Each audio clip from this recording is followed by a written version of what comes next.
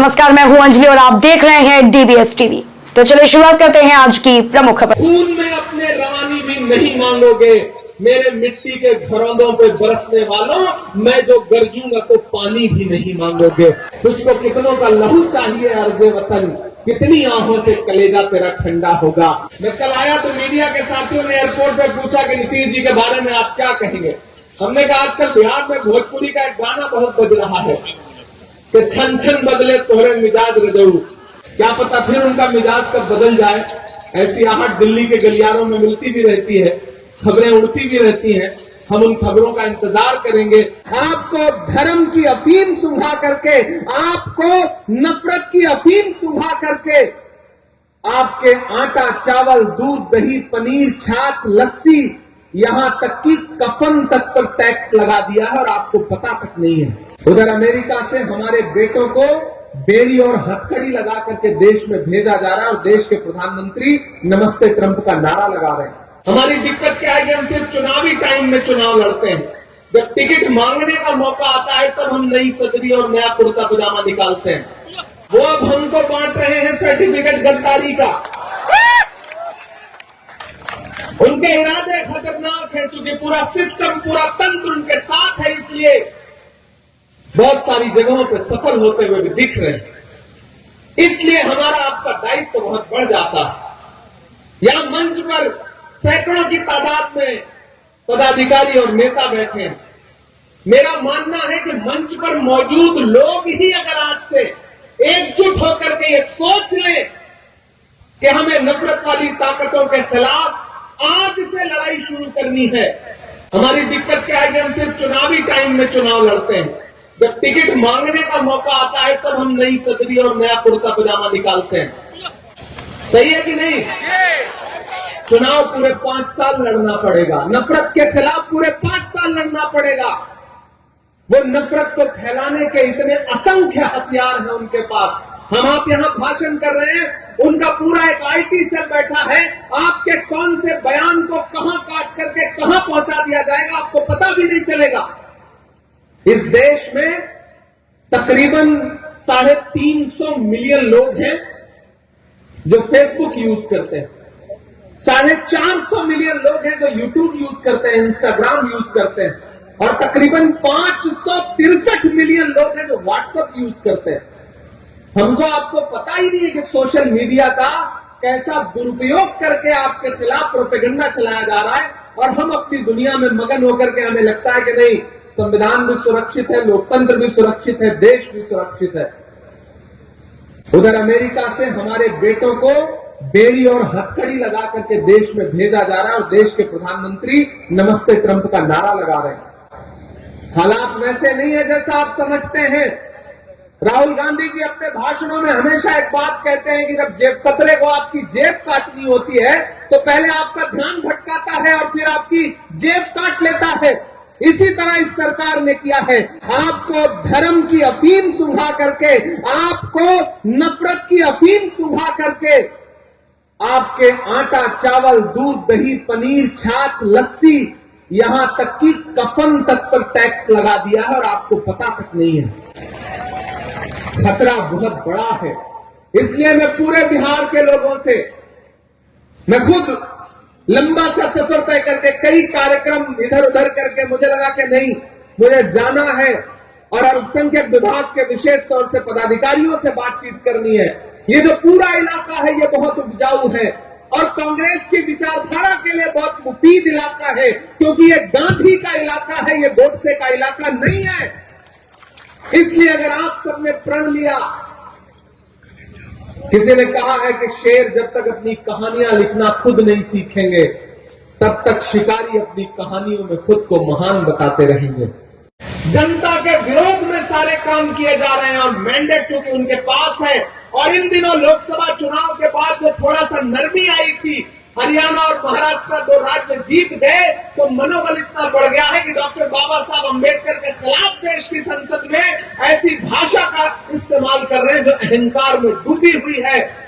इसलिए साथियों, आपसे अनुरोध करता हूं कि इस बड़ी लड़ाई में कांग्रेस पार्टी के साथ खड़े होइए, अखिलेश भाई के साथ मिल करके पूरा अल्पसंख्यक विभाग पूरे प्रदेश में, बिहार में जिस मजबूती के साथ आवश्यकता है, उनके कंधे से कंधा मिला करके, कांग्रेस कमेटी के कंधे से कंधा मिला करके पूरे प्रदेश के एक एक जनपद में, एक एक विधानसभा में जाने का काम करेगी। ये मैं आपको आश्वस्त करता हूं, ये मैं आपको भरोसा दिलाता हूं। और चुनाव के दौरान तो हम लोग आएंगे चुनाव प्रचार में, लेकिन मैं चाहता हूं कि आज से एक रोड मैप बने। अध्यक्ष जी, आप निर्देशित करें हमारे स्टेट चेयरमैन साहब को, हमारे प्रभारी जी को, और उसके बाद जहां भी आवश्यकता लगती है, मुझे खुशी है कि आपने माइक पर यह बात बताई कि मेरा बिहार से जज्बाती लगाव है।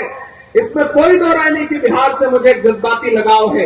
इसीलिए जब भी मुझे देश की पार्लियामेंट में बोलने का मौका मिलता है तो मैं कोशिश करता हूं कि बिहार के जो भी मुद्दे हैं उनको अपने भाषण में जरूर समेट सकूं और सदन के पटल पर रख सकूं। कुछ बातें हैं, 15 मिनट का समय मिलता है, 10 मिनट का समय मिलता है, जो आप कह देते हैं कि जो छूट जाती है वो मैं कह देता हूं।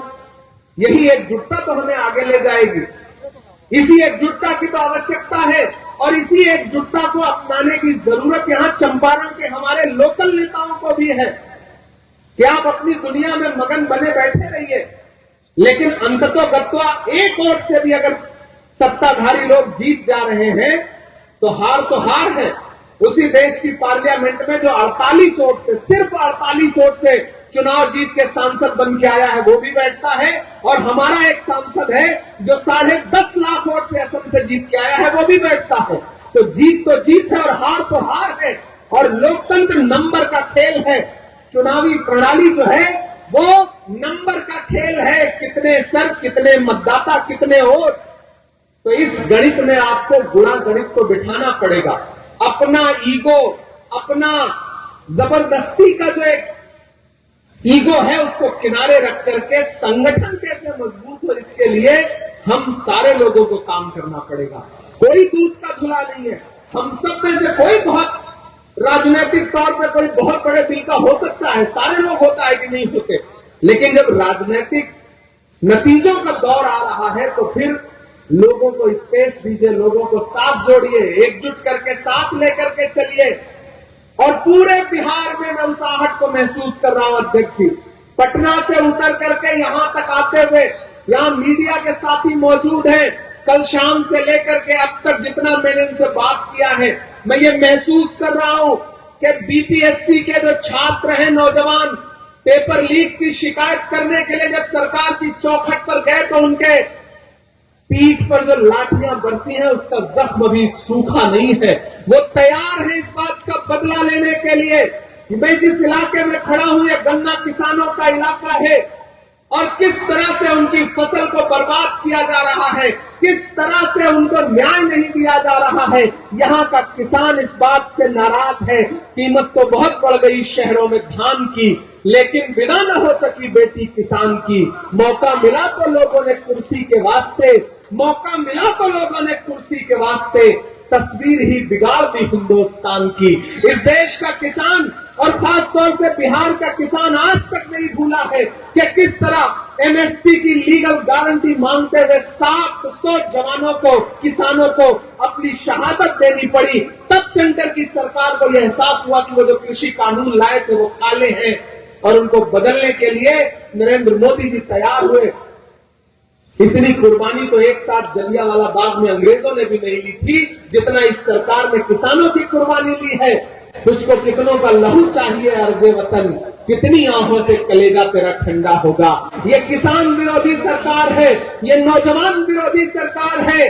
पिछली बार आपको याद होगा जब महागठबंधन की सरकार थी तो किस तरह युवाओं को नौकरी देने का काम किया था बिहार की महागठबंधन की सरकार ने। अगर बिहार का युवा चाहता है कि फिर से नौकरी आपको मिले, किसान चाहता है कि उसके सम्मान की राशि उसे मिले, किसान चाहता है कि उसके कर्जे माफ किए जाएं, तो एक बात याद रखना, अगर इनकी सरकार बनी तो अंबानी और अडानी के कर्जे माफ होंगे। अगर आपकी सरकार बनी तो किसानों के कर्जे माफ होंगे, मजदूरों के कर्जे माफ होंगे, गरीबों के कर्जे माफ होंगे। ये बुनियादी अंतर है भाजपा और कांग्रेस की सोच में, ये बुनियादी अंतर है। नरेंद्र मोदी जी और राहुल गांधी जी की सोच में मैं राहुल गांधी जी के साथ चला हूं 4000 किलोमीटर। मैंने देखा है उनके पैर के छाले, मैंने देखा है उस आदमी की मेहनत। उस आदमी ने बस एक नारा लगाया 4000 किलोमीटर चलते हुए कि नफरत छोड़ो भारत जोड़ो। एक मीडिया के साथी ने मुझसे कहा कि इमरान साहब आपको क्या लगता है भारत जोड़ो यात्रा से देश बदल जाएगा? हमने कहा बिल्कुल बदल जाएगा। जब महात्मा गांधी जी ने अंग्रेजों के खिलाफ भारत छोड़ो आंदोलन शुरू किया था तो उस वक्त भी कोई नहीं मान रहा था कि अंग्रेज देश छोड़ करके अंग्रेजों को जाना पड़ेगा। आज राहुल गांधी जी ने भारत जोड़ो आंदोलन शुरू किया है तो लोग आज भले ना मान रहे हो, लेकिन कुछ दिन में लोगों को यह एहसास होगा कि जैसे भारत छोड़ो आंदोलन से अंग्रेजों को जाना पड़ा था, वैसे ही भारत छोड़ो आंदोलन से आज वाले अंग्रेजों को भी जाना पड़ेगा, सत्ता से उतरना पड़ेगा। और ये काम कांग्रेस पार्टी करके दिखाएगी, क्योंकि हम जानते हैं राहुल गांधी जी की मंशा और उनकी नीयत कितनी साफ सुथरी है। राहुल जी जानते हैं टास्क उन्होंने लंबा लिया है, पहले 4000 किलोमीटर फिर 6700 किलोमीटर, क्योंकि वो जानते हैं इस देश में नफरत कम करना पड़ेगा। जब तक नफरत कम नहीं होगी तब तक भाजपा कम नहीं होगी। खून में अपने रवानी भी नहीं मांगोगे, मेरे मिट्टी के घरौंदों पे बरसने वालों, मैं जो गरजूंगा तो पानी भी नहीं मांगोगे। इस देश का आम इंसान अगर जागेगा, बिहार का आम मतदाता अगर जागेगा, तो ये जो दिल्ली को बैसाखी देने वाली सरकार बिहार में बैठी है, वो बैसाखी भी टूटेगी और बिहार में बदलाव भी होगा। यहां महागठबंधन की सरकार बनेगी। हमें तो आजकल नीतीश कुमार जी पे बड़ा उनके बारे में सोच के अखिलेश भाई बड़ी चिंता भी होती है। मैं कल आया तो मीडिया के साथियों ने एयरपोर्ट पर पूछा कि नीतीश जी के बारे में आप क्या कहेंगे। हमने कहा आजकल बिहार में भोजपुरी का एक गाना बहुत बज रहा है कि छन छन बदले तोहरे मिजाज रजऊ, धोखेबाज रजऊ। तो मुझे लगता है कि जो साहित्य और संस्कृति है ना, वो समाज का दर्पण होती है। तो ये जो लोक कलाकार हैं, जो भोजपुरी के कलाकार हैं, वो देख रहे हैं कि सरकार के मुखिया का मिजाज छन छन में कैसे बदलता रहता है। तो दरअसल ये गीत किसी प्रेमी या प्रेमिका के लिए नहीं लिखा गया है, बल्कि ये गीत बिहार के मुखिया के लिए लिखा गया है, क्योंकि उनका मिजाज छन छन में बदलता रहता है। तो मुझे कभी कभी उनकी बड़ी चिंता भी होती है, क्या पता फिर उनका मिजाज कब बदल जाए। ऐसी आहट दिल्ली के गलियारों में मिलती भी रहती है, खबरें उड़ती भी रहती हैं। हम उन खबरों का इंतजार करेंगे, लेकिन आपसे इतना कहना चाहते हैं साथियों कि जो संस्थानिक तौर पर अपने एजेंडे को लेकर के भाजपा और आरएसएस के लोग आगे बढ़ रहे हैं, उसका मुकाबला संविधान की किताब से ही किया जा सकता है। जो मुहिम जगाने के लिए राहुल गांधी जी पूरे देश में जा रहे हैं, हम उनके सहयोगी, उनके सिपाही, उनके साथी बन करके आपके बीच में आए हैं और आपसे ये अनुरोध करते हैं कि इस बड़ी लड़ाई में हमारे साथ खड़े होइए, कांग्रेस पार्टी के साथ खड़े होइए। वैचारिक रूप पर भी, सामाजिक तौर पर भी, राजनीतिक तौर पर भी कांग्रेस पार्टी के साथ आइए। हम सब मिल करके संविधान भी बचाएंगे, लोकतंत्र को भी मजबूत करेंगे और इस देश के हाशिए पर मौजूद दलित हो, पिछड़ा हो, अल्पसंख्यक हो, महिलाएं हो, नौजवान हो, अति पिछड़ा हो और इस देश का वो समड़ जो संस्थान की मार खा करके आर्थिक तौर पर गरीब रह गया है, उन तमाम लोगों के अधिकारों को लड़ने के लिए राहुल गांधी जी के नेतृत्व में पूरा इंडिया गठबंधन उस लड़ाई को लड़ेगा, ये मुझे पूरा विश्वास है। इससे ज्यादा आपसे बहुत कुछ कहना नहीं है। आपने बहुत धैर्य से हमारे भाषण को सुना। मंच पर जो बाकी साथी रह गए हैं जिनका नाम नहीं ले सके हैं, उनका भी आभार, उनका भी धन्यवाद कि वो इस कार्यक्रम में पूरे जोश और ऊर्जा के साथ शामिल रहे हैं। तो साथियों, एक बार फिर से आप सारे लोगों का बहुत अभिनंदन, बहुत शुक्रिया।